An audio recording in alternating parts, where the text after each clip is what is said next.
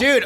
Still die every day. Bro, like, you're just self-reporting over and over. All you're doing is whining and complaining about her. That's all you've done this whole time. Like, how is he this stupid? I think he wants to get caught at this point, honestly.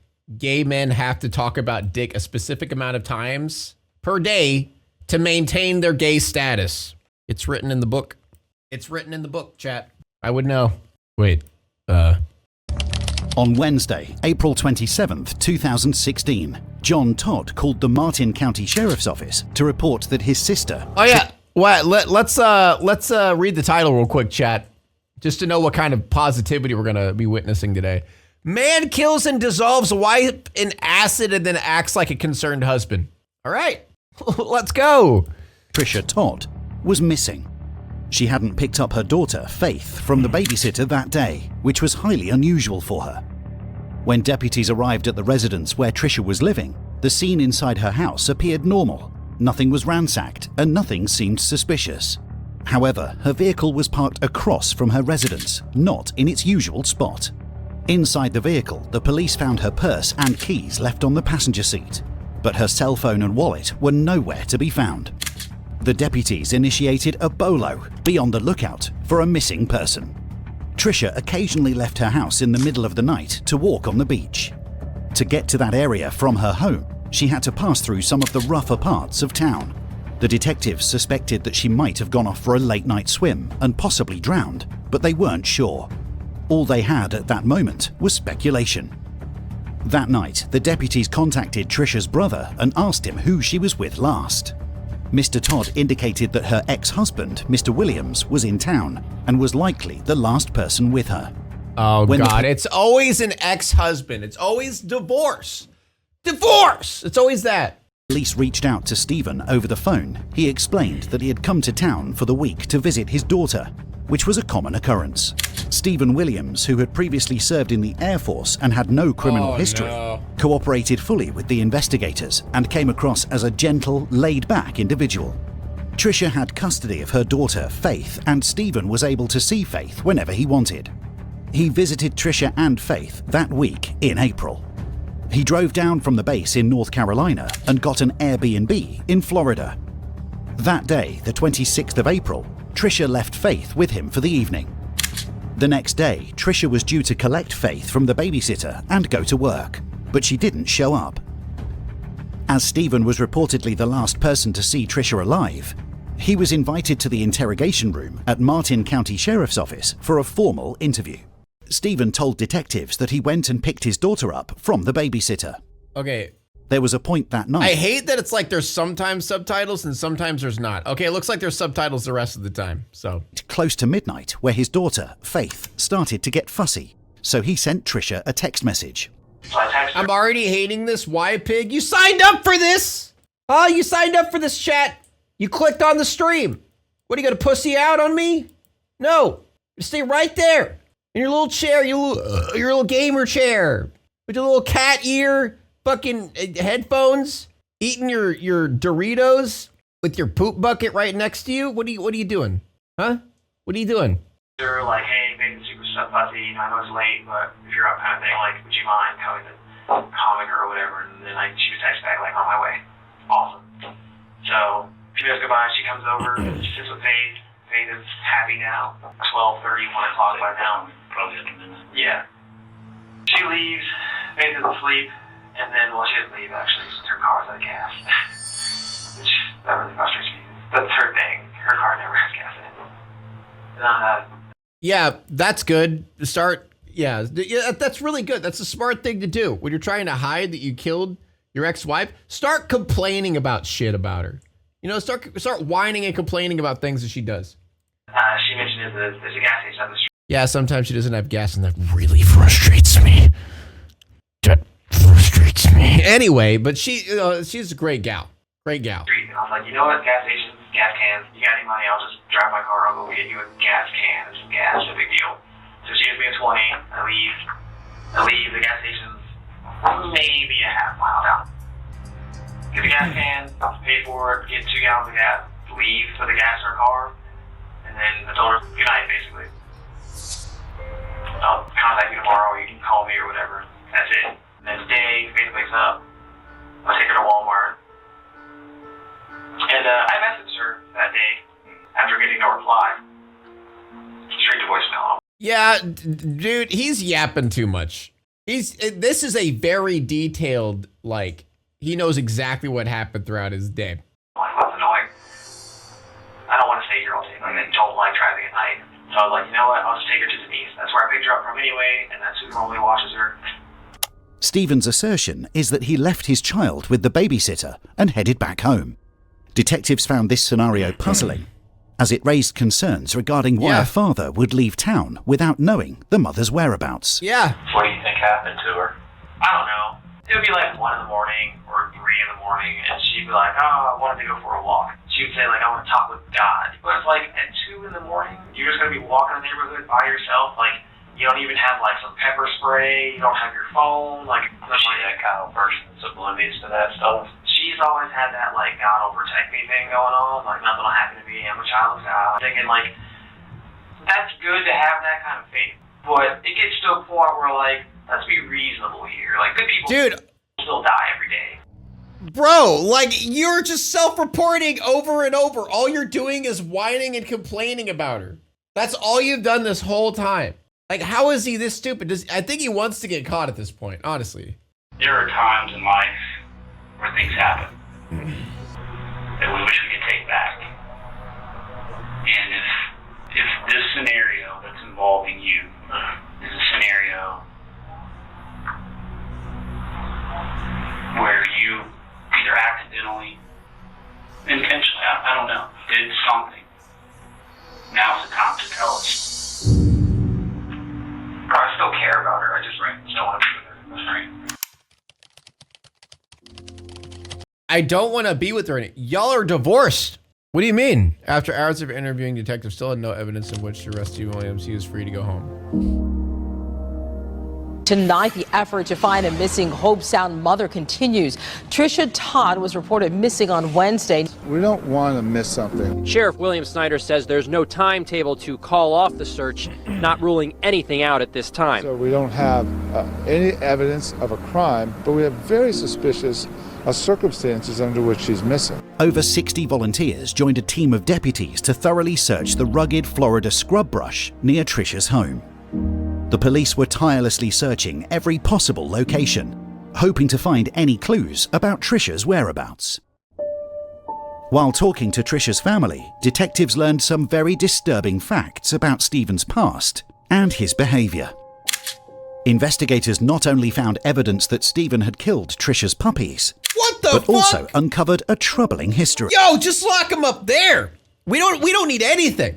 We don't need any more than that. What do you mean killed her pup? Like, bro, just lock him up there. He's done. Donezo. Anyone who kills animals, gone. Like, kills little doggies especially, gone. Hunting's different. If you're just straight up killing pets, you're gone. No.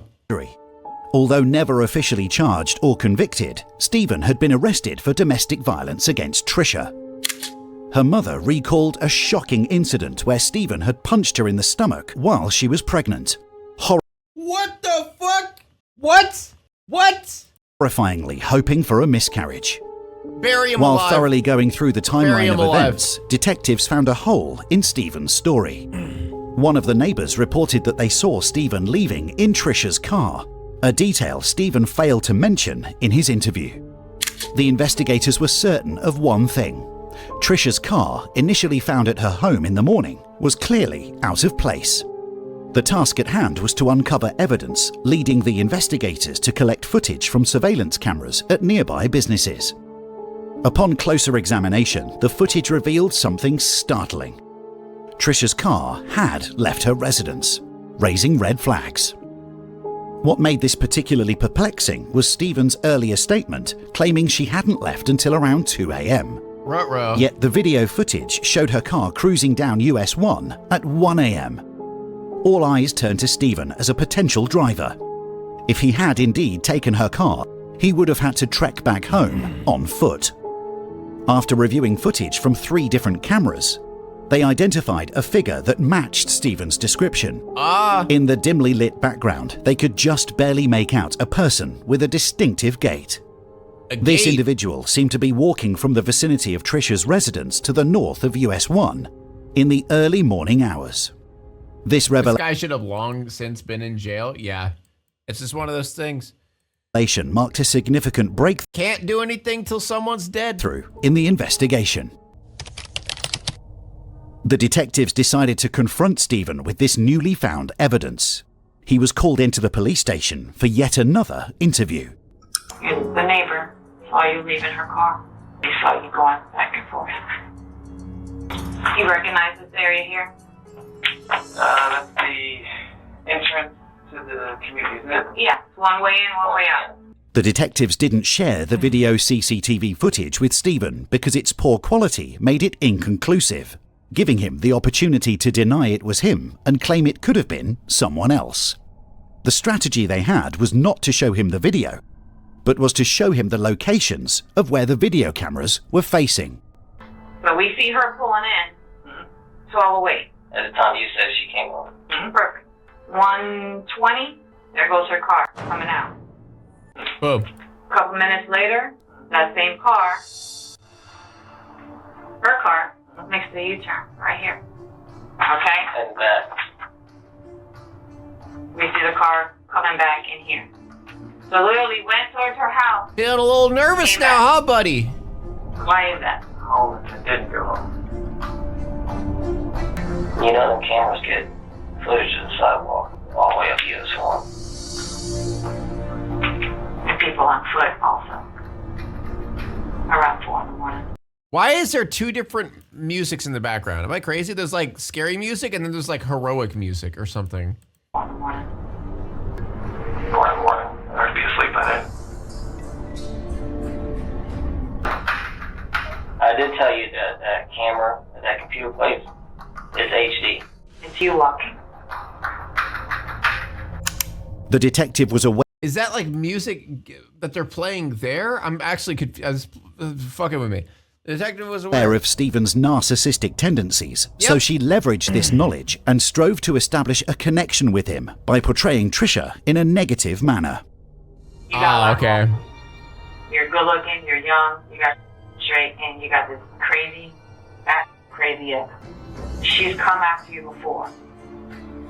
Well, I mean, she's definitely, that's how you talk to a narcissist right there. Did she come after you that night? Something happened.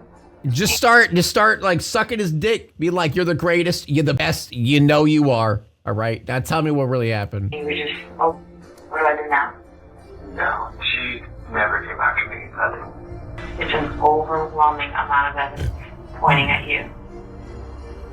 So help me continue painting this picture of you. I just need to know where she's at. I don't know where she is. You don't even know where she's at. I don't. I really don't. I need you to work with me. I need to tell them that you're being 100% honest with me. First time I left, Okay? she asked me to go back and get her laptop so she can keep working. I said, okay, you don't think you're here, she's happy, so that you have to leave. And she freaks out. I'll go. Okay. So I leave. Makes sense. She's already barely hurting, yeah. And I'm thinking I can make it, but it doesn't look like it.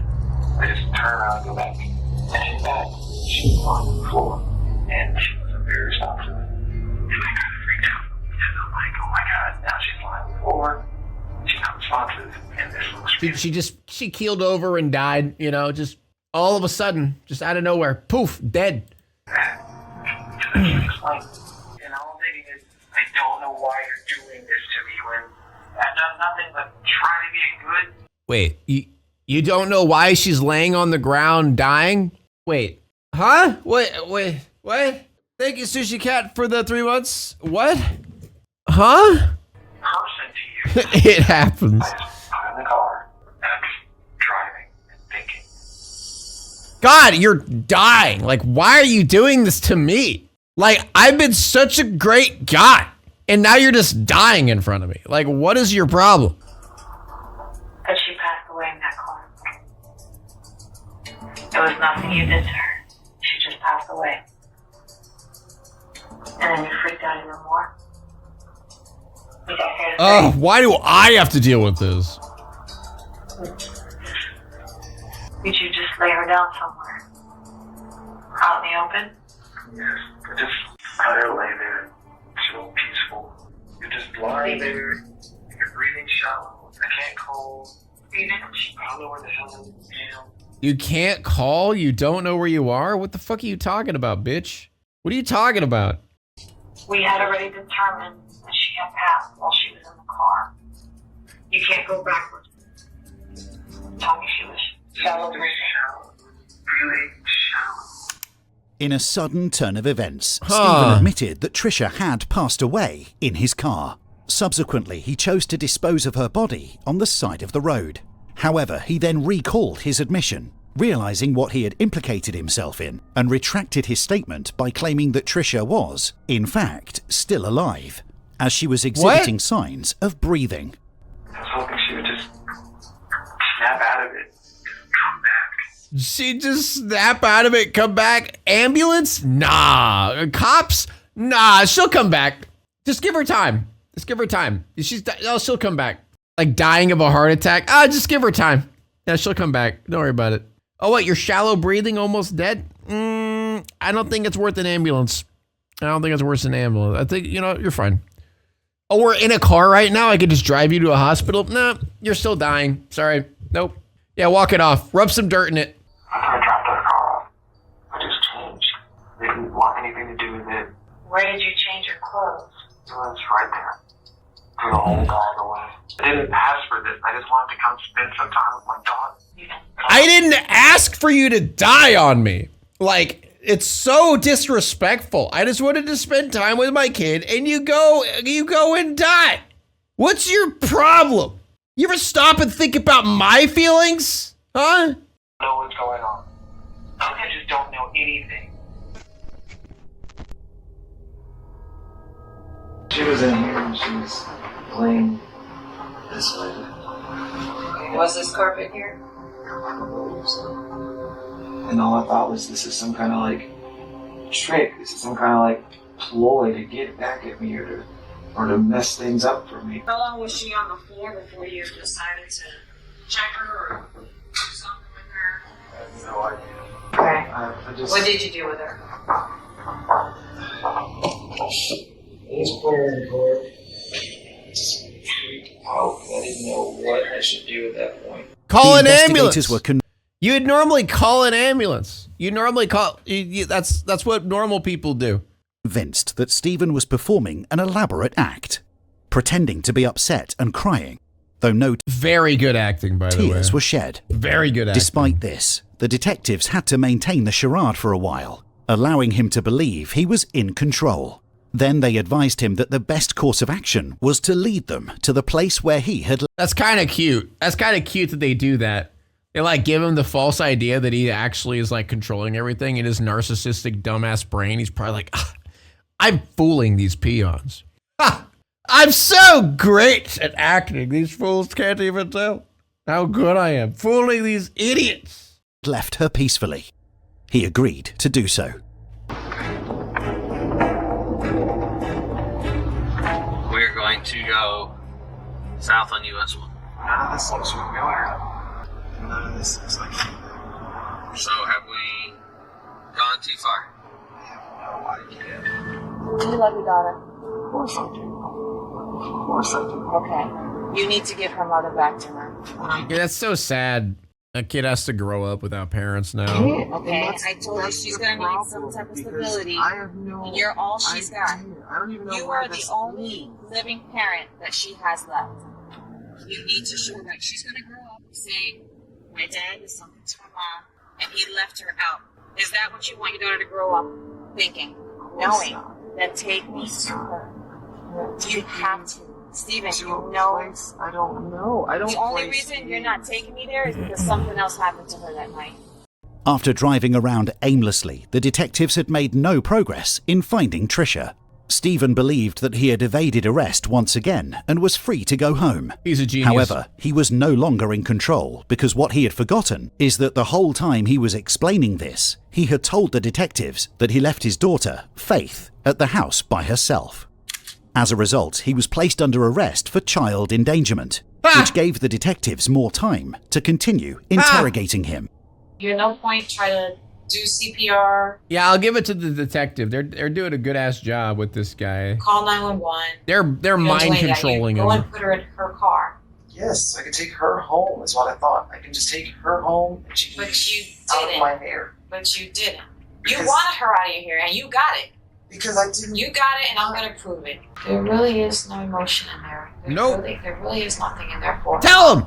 What are you talking about? I'm You going wanted off her of what gone. you're saying. I wanted her to not be dead in my home. I wanted. Wow. Dude, like that right there, man. Like, you're fucked. I don't understand how he doesn't realize that that's not a normal human thing to say. I just didn't want her dead in my house. Like, that is not a normal human thing to say. I guess he doesn't know that because he's a narcissist and a psychopath. So he wouldn't know. Whatever this was to not be affecting me the way it was. It's Tom Backall. Oh, we haven't met yet. What's your name? First thing I need you to get me over is you could tell them this initial version of events and leave out this whole, as you said multiple times, stupid laptop thing.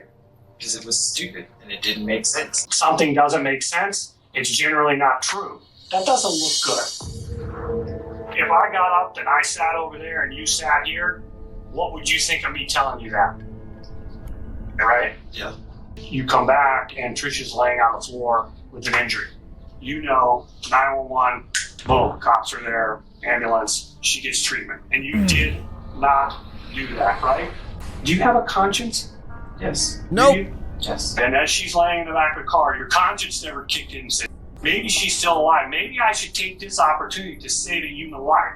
Not just a human, but the mother of my child. So you're insinuating because I didn't think that I don't have a conscience? No, I'm not insinuating, I'm saying it.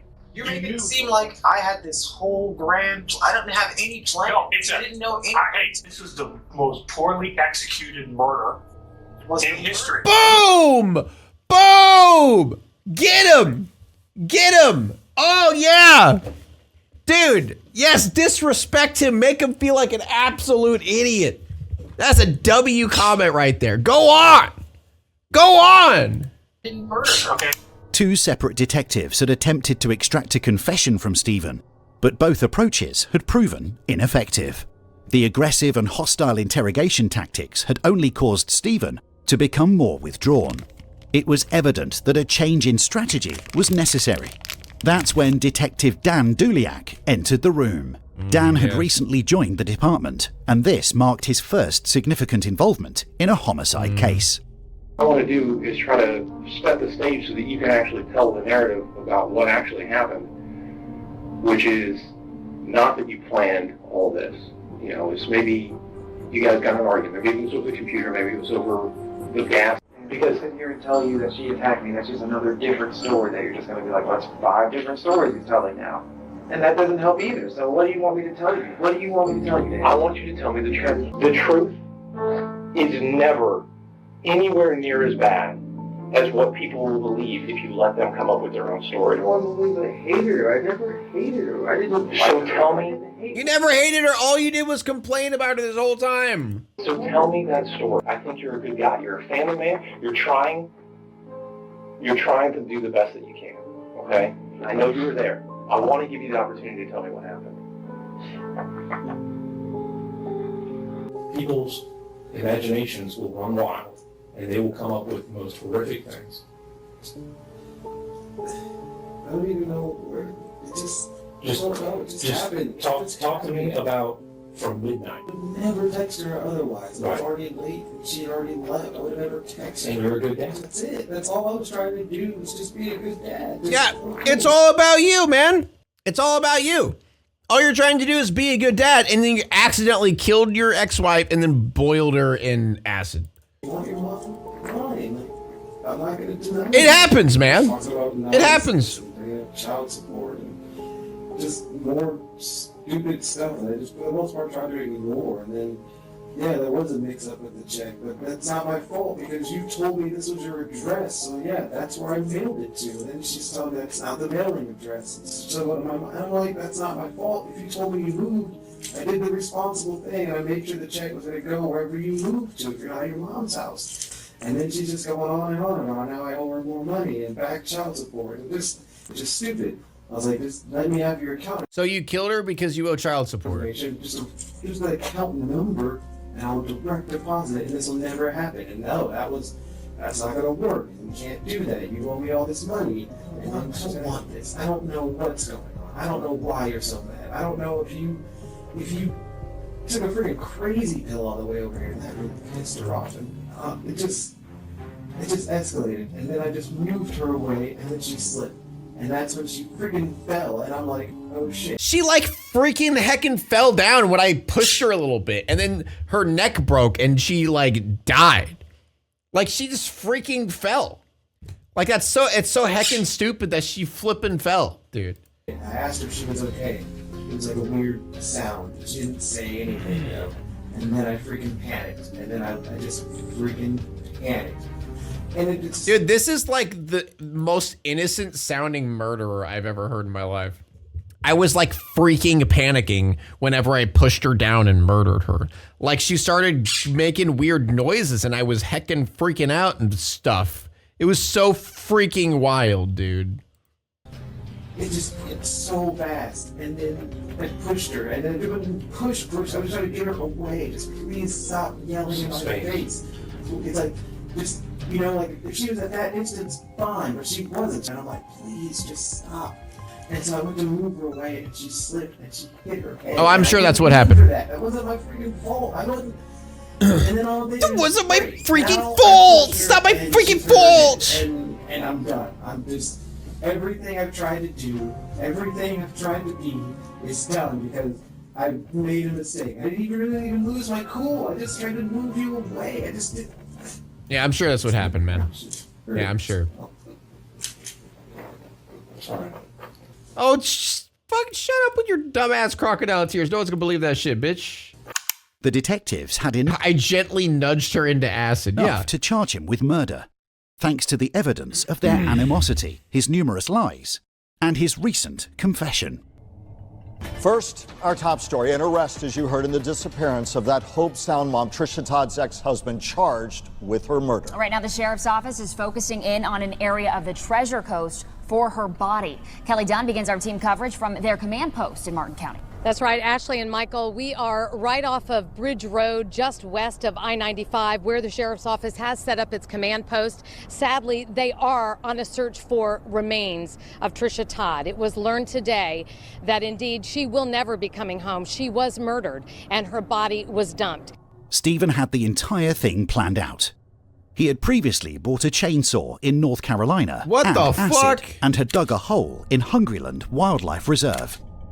Stephen said he had planned to kill Trisha in advance, but although he spent all day with her the day of the murder, he couldn't get up his nerve. Finally, Stephen told them he was determined to do it and texted Trisha, their 2-year-old daughter who was spending the night with him in an Airbnb, was sick. When Trisha arrived, Stephen said he first tried to strangle her, but waited for her to regain consciousness so he could force her to reveal her email password and other information. Stephen said he planned to write fake emails to make Trisha's family think she had gone to Haiti on a mission trip. Okay, wait. Okay, before I finish killing you, all right, what's your password? Like, die! Wait, hold up. One second. I'll kill you. I'm gonna kill you in a second, all right? But first, I need some information, okay? But when Trisha regained consciousness, Stephen said he beat her in the head with a club until she quietened. Then he choked her to death. Their daughter was sleeping in the next room. Oh my Stephen God. then took Trisha's body to a remote site in the Hungryland Preserve, where he had already dug a hole and readied a container with acid. It was there that he cut up her body with a chainsaw and buried her remains in an acid-filled container. He agreed to take them to her body in exchange for a 35-year plea deal that spared him the death penalty. Are you kidding me? A 35 year, what do you mean 35 years? 35 years? He didn't get life for murdering his wife and boiling her in acid? What? No, he didn't get death penalty, chat. He got 35 years. He'll probably die in prison. I know, I don't care. I'm pissed. That's stupid. Plea deals are so fucking stupid, man. Just do it to just avoid the death penalty. Like, why would you give him 35 years? That's crazy. Now it's time to walk away. I hope you enjoyed your stay. Did you laugh or cry or maybe subscribed? I'll thank you either way. You know I will miss you. I hope you return. Tell your friend or your mother to get me more views, please.